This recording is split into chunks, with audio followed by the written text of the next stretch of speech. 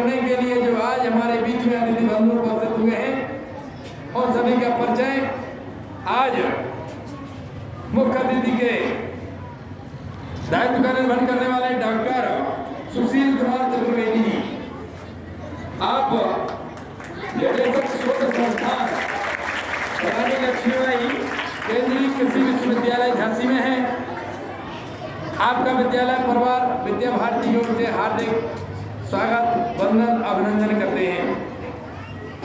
आपके जस्ट बगल में विराजमान श्रीमान संतोष गुप्ता जी, आप अपने विद्यालय के समिति के प्रबंधक भी हैं, पेशे से व्यापारी हैं। आप सदैव तत्पर रहकर के विद्यालय के विकास में समय देते हुए मार्गदर्शन करते रहते हैं।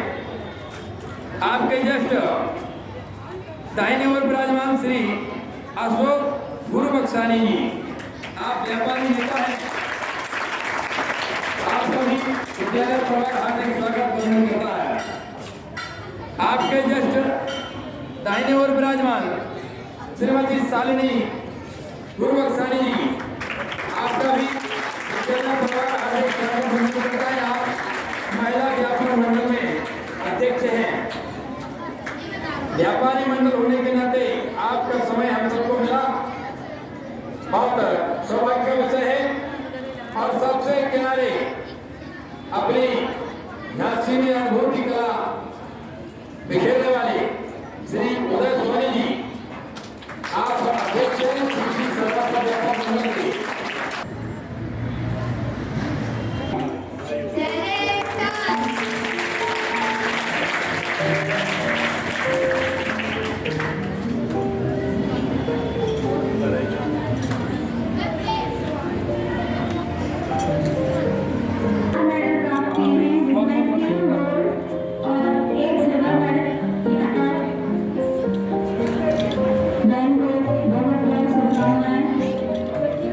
सामने देखिए सर, हाथ आइए मैडम में।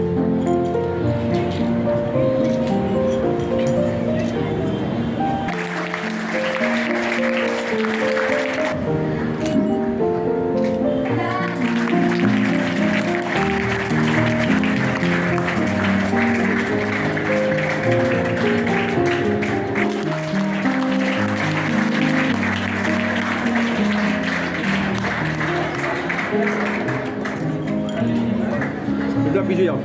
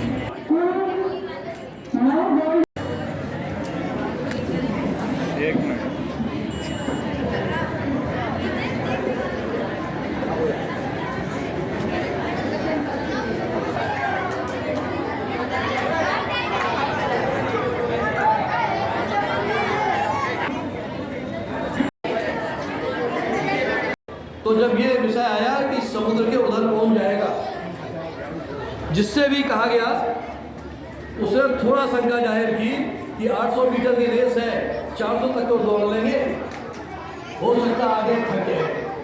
तो सभी ने इस तरह की शंका जाहिर की कि समुद्र को पार तो कर जाएंगे, हो सकता है लौट के आने में दिक्कत हो। तब हनुमान जी भी बैठे थे, तो हनुमान जी के गुरु जी थे उसमें जामवंत जी। तो जामवंत जी ने केवल एक ही बात कही कि चुप क्यों हो, तुम्हारे अंदर बहुत बल है। कहा चुप साध रहो बलवाना। और जैसे ही कहा कि तुम्हारे अंदर बहुत ताकत है, तो ये 800 मीटर की रेस है या 400 मीटर की रेस है या 100 मीटर की रेस है, चाहे छोटा सा ऊंचा कूदना है चाहे लंबा कूदना है, पार कर जाओगे। हनुमान जी को उस समय ऊंचा भी कूदना था और लंबा भी कूदना था। तो जब उनको बल याद कराया, पवन तनय बल पवन समाना, उनको क्या कहा कि ऊंची कूद तो कर ही लोगे, पवन के समान बल है, पवन बहुत दूर से बह के आती है, तो वो जब बल है तो समुद्र को एक ही बार में पार कर जाओगे, ये तुम्हारे अंदर क्षमता है। तो जब जामवंत जी ने अपने चेले को, जो हनुमान जी थे, उनको जब ये कहा कि तुम्हारे अंदर बल है, पवन के समान वेग है, आराम से समुद्र को पार कर जाओगे। और बाकी तो रामचरितमानस सबने पढ़ी है, रामलीला भी चल रही है, देखी होगी कि हनुमान जी आराम से बिना किसी प्रयास के, ये नहीं कि 10-12 दिन कोचिंग की, पहले मैदान में यहाँ दौड़ लगाई, क्योंकि वो रोज दौड़ते थे, एक ही बार में समुद्र को पार करके लंका पहुँचे, सीता जी का पता लगा के वापस आए। ये गुरु का कोच है, उसका कार्य होता है कि आपके अंदर जो प्रतिभा है, आपके अंदर जो शक्ति है, उसके बारे में बताया जाए। विश्व जो हमारा विद्यालय है, इसके जो शिक्षकगण हैं, मुझे पूरी उम्मीद है कि ये काम खूबी से कर रहे हैं। उसी का ये अंजाम है कि आज आप लोग एक राष्ट्रीय स्तर पर प्रतियोगिता जीत कर आए हैं। मैं चूँकि कृषि विश्वविद्यालय से आता हूँ और मेरा पूरा जीवन जो पिछले 34 वर्ष का है वो कृषि क्षेत्र में ही रहा। पहले अनुसंधान में था, बाद में शिक्षा में रहा, अब दोबारा अनुसंधान का कार्य करता हूँ। तो एक तो यह कि विश्वविद्यालय के जितने भी छात्र, इसके विद्यालय के छात्र और छात्राएँ हैं जो भी भैया बैठे हैं, सब इन सबको विश्वविद्यालय में आके जरूर देखें। सभी को जिस दिन आपको ठीक लगता है, जिस भी दिन लगता है विश्वविद्यालय में आप लोग आ सकते हैं, उस दिन मुझसे संपर्क कर लें। और सारे बच्चे, और सारे चाहे किसी भी क्लास के हो, सभी को विश्वविद्यालय में आके जरूर देखना चाहिए। हमें ये पता लगेगा कि हमारी ज़मीन पर हम जिसकी बात करते हैं, जिसमें खेलते हैं, कूदते हैं, जहाँ पले हैं, बड़े हैं, उसमें क्या हो सकता है। और विश्वविद्यालय आपके पास में है, ये इसका जीता जागता उदाहरण है। केवल पत्थर थे, कुछ झाड़ियाँ थी, आज भव्य भवन है। और विश्व स्तर की, मुझे कहने में कोई संकोच नहीं है कि जो रानी लक्ष्मीबाई केंद्रीय विश्वविद्यालय है, उसमें विश्व स्तर की पढ़ाई होती है। दुनिया के किसी विश्वविद्यालय का नाम लीजिए, उससे किसी भी तरह से ये कमतर नहीं है। यहाँ के पढ़े हुए जो छात्र हैं हमारे, वो हिंदुस्तान का कोई भी विश्वविद्यालय जिसको हम ये कहते हैं सबसे अच्छा है, वहाँ भी यहाँ के पढ़े हुए बच्चे वहाँ पढ़ाई कर रहे हैं। बीएससी एग्रीकल्चर जब आप लोग पढ़ लेंगे, 12 करेंगे, 12 पास करेंगे, ग्रेजुएशन की बात करेंगे, तो इस विश्वविद्यालय में ग्रेजुएशन की पढ़ाई भी होती है, कृषि की भी होती है, हमारे जो तस्वीर है मछली मत्स्य पालन कहते हैं उसकी भी होती है, पशुपालन भी होता है, जो सब्जियां हैं उसकी भी होती है, बागवानी की भी होती है, वानिकी की भी होती है, और प्राकृतिक खेती का भी अभी कोर्स शुरू किया है। इसलिए जो बच्चे 11th और 12th में हैं, उनको विश्वविद्यालय में आके थोड़ा अधिक समय देना चाहिए, ताकि वो समझे कि भविष्य क्या है। सबसे सरल दुनिया की अगर कोई पढ़ाई है, मैं फिर कहूँगा, वो कृषि की है। और सबसे ज़्यादा जो जॉब है, जिसको हम कहते हैं नौकरी मिलने की संभावना है, वो भी कृषि क्षेत्र में ही है, क्योंकि हमेशा भोजन की आवश्यकता पड़ेगी। अच्छा भोजन करेंगे, मेडिकल कॉलेज तमाम बंद हो सकते हैं। अच्छी मेहनत करेंगे, शारीरिक श्रम करेंगे, मस्तिष्क स्वस्थ है, शरीर स्वस्थ है, तो हो सकता है कि जीवन में आपको कभी इंजेक्शन लेने का, कैप्सूल लेने की जरूरत ना पड़े, लेकिन भोजन लेने की जरूरत हमेशा पड़ेगी। तो दुनिया में कभी भी भोजन की ये नहीं हो सकता कि पर्याप्त हो गया, हमेशा भोजन की आवश्यकता रहेगी। इसलिए कृषि का महत्व हमेशा रहेगा, और उस क्षेत्र में आपको जो नौकरी है, अगर नौकरी की बात भी करें तो हमेशा उसका स्कोप बने रहेगा। कभी नहीं होगा कि कृषि क्षेत्र में नौकरी देना बंद कर रहा है। इसलिए सारे बच्चों को आके देखना चाहिए। बुंदेलखंड की अगर मैं बात करूं तो पूरा जो हमारा बुंदेलखंड है, चाहे उत्तर प्रदेश का है, चाहे मध्य प्रदेश का है, इसमें जिस भी पौधे का नाम इस किनारे से लेके इस किनारे तक जो बच्चे बैठे हैं, जिस भी पौधे का नाम बताएंगे वो पौधा हमारे विश्वविद्यालय में है। 123 तरह के बुंदेलखंड के जो पौधे हैं वो हमारे विश्वविद्यालय में हैं।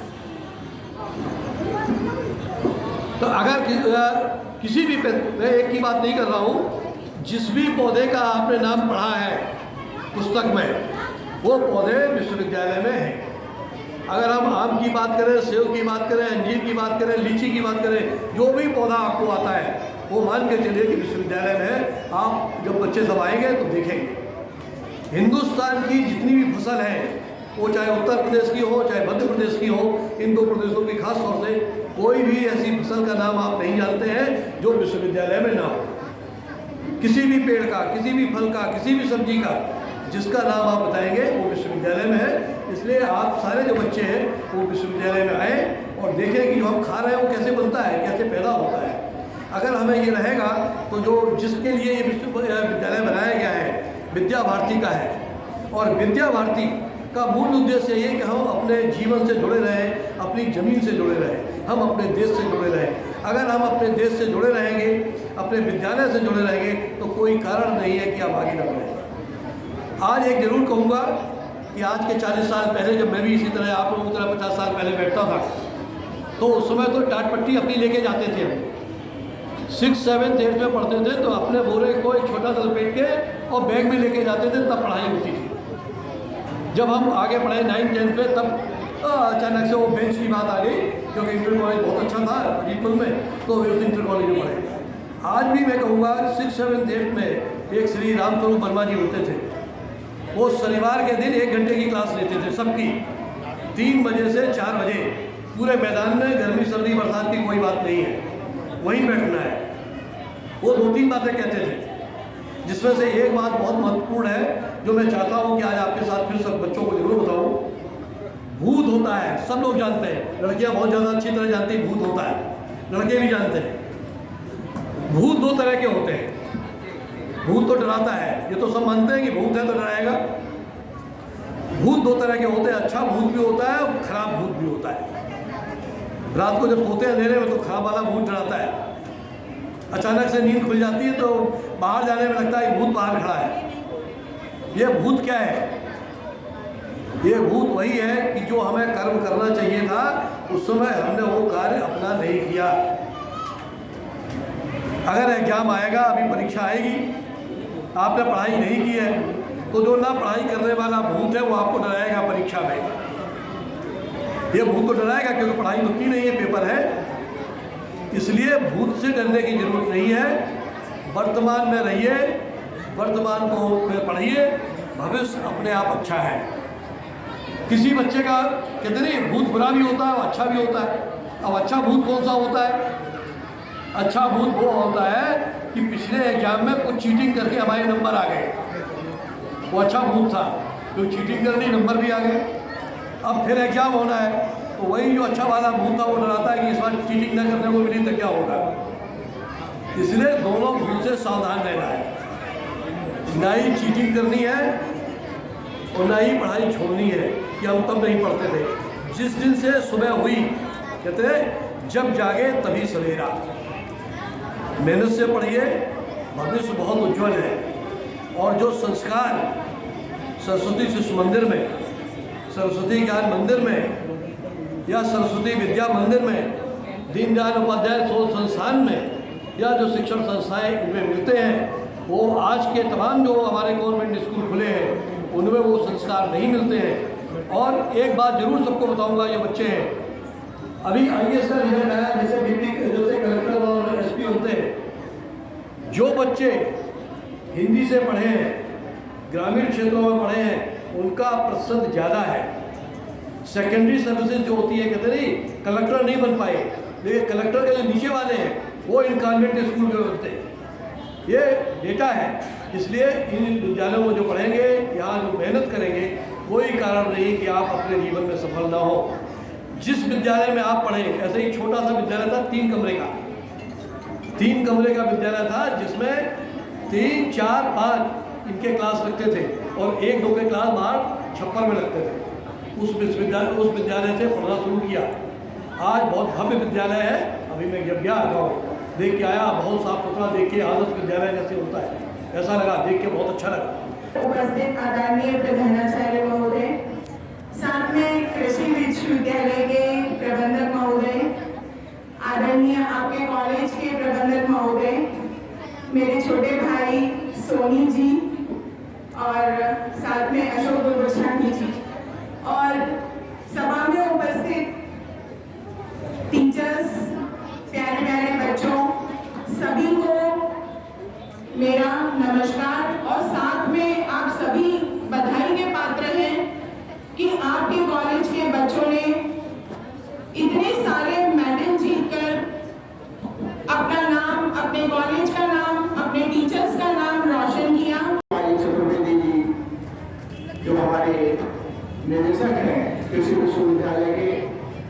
उन्हें भी बहुत बहुत धन्यवाद जो आज इस प्रांगण में आप उपस्थित हुए और आपकी विशिष्ट आतिथ्य में हम सभी लोग और बच्चे आपके संबोधन से कृतज्ञ हुए। हमारे महाराजा अग्रसेन स्कूल के प्रधानाचार्य एवं हमारे व्यापारी नेता श्री अशोक बक्सानी जी एवं हमारी बहन बक्सानी जी एवं हमारे इस स्कूल को महाराजा अग्रसेन स्कूल को बहुत ही ऊंचाइयों पर ले जाने का जिन्होंने काम किया है श्री संतोष गुप्ता जी। आपने जब यहाँ पर